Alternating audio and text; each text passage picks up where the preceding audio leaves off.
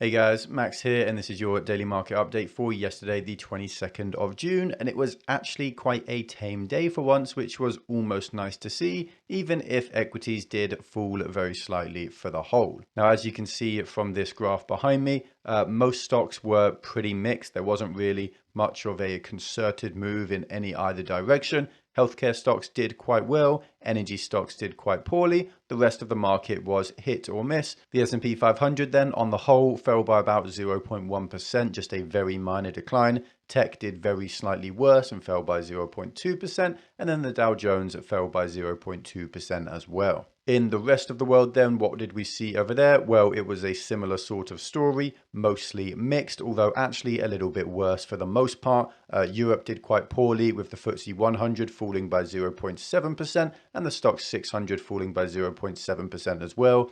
Asia and China in particular, as you can see, really didn't do too well, and then the rest of the Americas was a similar story. The dollar fell very slightly by about 0.2%, and so the euro rose very slightly by 0.3%. It now sits at $1.06, really where it has been trading around over recent weeks. The pound has a similar story. It's trading at about $1.23 right now, and then the yen is still at 136 yen per dollar, so no major moves in foreign currencies. As for fixed income assets, well, bond yields actually declined across the board with some pretty major volatility as investors are just seeking some kind of a safe haven. The US 10-year Treasury yield declined by about 13 basis points for the day, and it's now at 3.14%. Still a fair bit above that 3% mark, but not quite as high as it has been recently. The German 10-year yield fell by 13 basis points, and the British 10-year yield fell by 16 basis points as well. So quite a lot of volatility, as there was just a lot of inflows into the bond markets.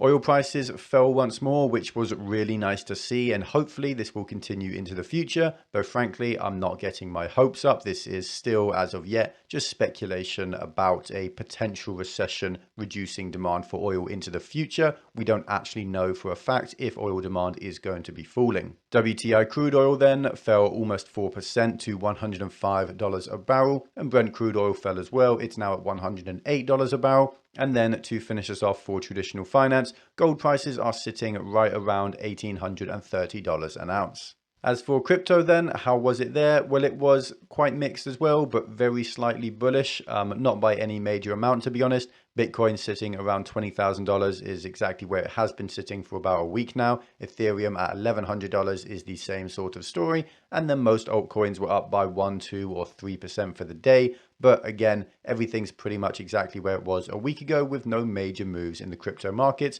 because there haven't really been any major developments and liquidations have seemed to slow down. Now, one of the big topics for yesterday was that Jerome Powell testified to the Senate in the US, talking a lot about the economy, about quantitative easing and quantitative tightening, about raising interest rates, everything like that. And he said a few interesting things. The first thing is that he basically said a soft landing is a very challenging thing, and that it's a decent chance that we're going to see a recession. This is pretty much a total 180 from where he was a month or two ago when he said that no, they will achieve a soft landing and that a recession isn't on the way. Clearly, he's not confident in his ability to tame inflation without damaging the economy, as we're already seeing the economy get damaged by his attempts to tame inflation. Unfortunately, though, this is still a necessary evil.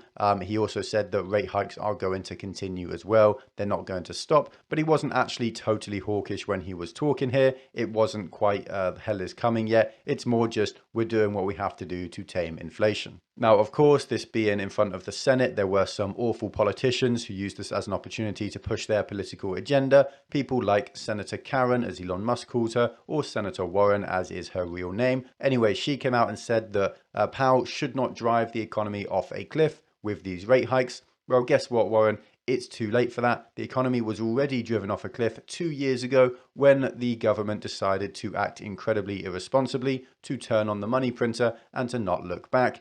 Really, we're just seeing things reset to how they should have been years ago, and this is not Powell's fault for raising interest rates. This is Powell's fault for not raising interest rates in the first place, for dropping them to zero, and for buying up billions and billions of dollars worth of bonds every single day. Now, with this story, something else that goes hand in hand is just general recession fears, which are finally starting to reach the mainstream media. It's pretty much everywhere at this point, and it isn't really avoidable. Even the big banks are finally having to admit that actually their earlier calls that they put out a month or 2 months ago, they were wrong and they can't justify them anymore.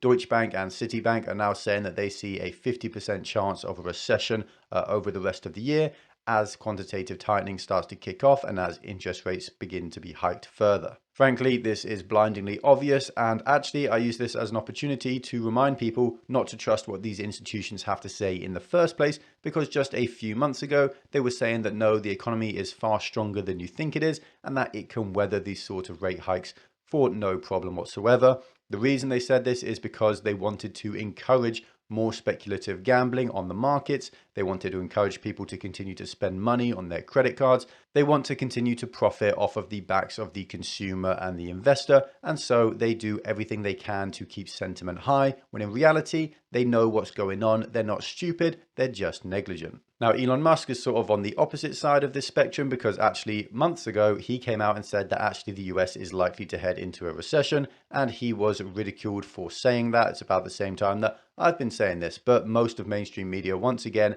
absolutely ridiculed him for that, while they're now turning their tails and admitting that he was right all along. He did actually speak yesterday, mostly in regards to his own personal companies, about Tesla in particular, and he spoke about opening new gigafactories like the one in Berlin, and the fact that they are gigantic money furnaces. Those are the words that he used, and that they're losing billions of dollars by opening up these massive factories. Of course, they are going to be making lots of that money back by selling the cars that they produce. But he's making it clear that actually the change in economic environment is going to be tough, and Tesla isn't going to be immune to it. He sort of seems to be trying to justify his actions regarding Tesla, regarding reducing the size of the workforce at the moment. And he's just making it all well known that he's actually fully aware of what's happening to the economy. Now, Tesla's share price is likely going to be hit along with every other stock in the world as we enter a recession. Probably a little bit more than most because it's just valued far higher than most. But I really don't think this is the fault of Tesla or Elon at all. This is just the nature of this economic environment that we find ourselves in.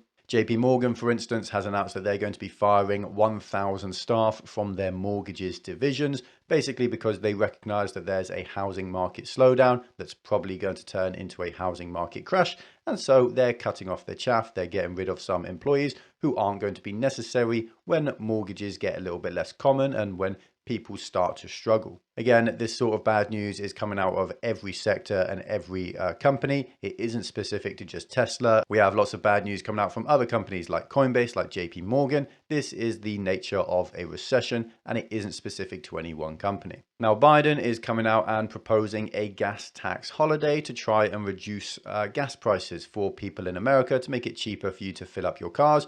Frankly, because he's recognized that actually high gas prices are a massive talking point right now, and everyone seems to be blaming Biden. His approval ratings are rock bottom, as we all know, and they aren't going to get any better until the economy starts to improve, and that's not really going to happen anytime soon either. The midterms are coming up, and the Democrats aren't looking like they're in a healthy position to do well in those midterms. So this administration has to try and do something to change things, and they seem to be pushing for a gas tax holiday. Frankly, I do think that this is actually a good idea. In general, I support the idea that the government should be trying to tax people as little as possible, not as much as possible. And they are making so much money off high gas prices in the first place, because the tax charged on these gas prices is, of course, a percentage of the sale price. We have the exact same thing here in the UK, except about 30% of what we pay for in gas goes to the government. And we have no such movement from our government to reduce that tax burden on our people. It is just quite important to remember that when people are poorer, when people are getting hit, the government always has an option. They can always choose to tax you less. They just almost never decide to go that route because governments are not moral entities. Now, Apple has been in the news a little bit because there's a strong hint that they might be moving into the augmented reality space and creating an Apple headset. Now, augmented reality is sort of like VR, except instead of being in a special, digital world, you have the real world augmented by technology. Imagine wearing a set of glasses that tells you, what the time is, what the weather is, or you can call someone or text someone on a pair of glasses. That's the kind of idea behind augmented reality, whereas something like an Oculus headset is more like VR or virtual reality. There are a lot of people and a lot of different companies and businesses speculating on which one is going to win out, AR or VR. Frankly, I think AR is the clear superior option here and it's going to dominate, whereas VR, I really don't have many high thoughts on at all.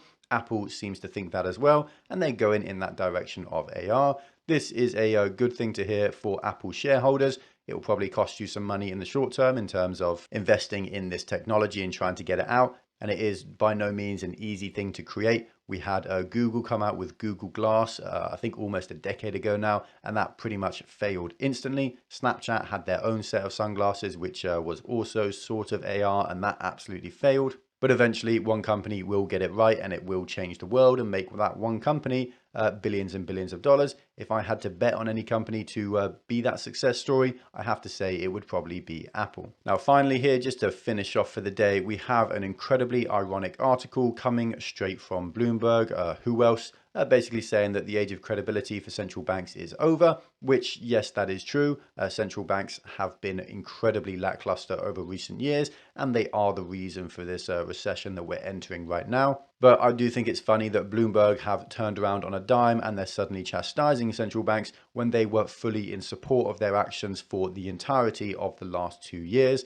They supported this stupid narrative that inflation was transitory for months and even about a year on end without any sense of their hubristic nature. Bloomberg and other legacy media institutions push the same sort of nonsense regarding modern monetary theory and the idea that you can just print money forever and that it will never reach inflation. And of course, that was 100% wrong as well. More recently, Bloomberg has been pushing the idea that a soft landing is coming, that there is no recession necessary, and that actually everything's okay. Go back a year and they were pushing the idea that the tech bubble wasn't a bubble and that these tech companies deserved their ludicrous valuations. Bloomberg is an awful neoliberal organization which has an agenda to push, and it pushes it with all its might. It is never early to a party. It always just jumps on a bandwagon whenever it becomes obvious what's actually going to happen. They follow the status quo and all they really care about is being right at the moment. So that's all they focus on, just ignoring what's actually happened in the past and in the future and concentrating on what's popular at the moment. So do be very careful when reading these sort of articles from these sort of outlets like Bloomberg. They lied to you before, they were wrong before, they're now jumping on a bandwagon to try and pretend that they were right all along. If you enjoyed this video, then make sure to like, comment and subscribe to bless the YouTube algorithm. It really does help. If you want to join our exclusive community, then check out our Patreon. You get access to our Discord server and extra content like access to my portfolio and buy and sell alerts for all my own investments. Also, make sure to check out the link in the description to Masterworks. It can help you protect your portfolio against market turmoil through fractional shares of art from world famous artists. Art has historically proven to be uncorrelated to the markets, so it's a really valuable resource with the markets falling every week. There's also a link in the description to I Trust Capital, which helps you to invest in crypto through your tax-advantaged IRA, which could literally save you thousands. If you, like me, think crypto going down is a buy-in opportunity, then now is the perfect time to join I Trust Capital. Thank you all for watching. Stay stoic. Until next time.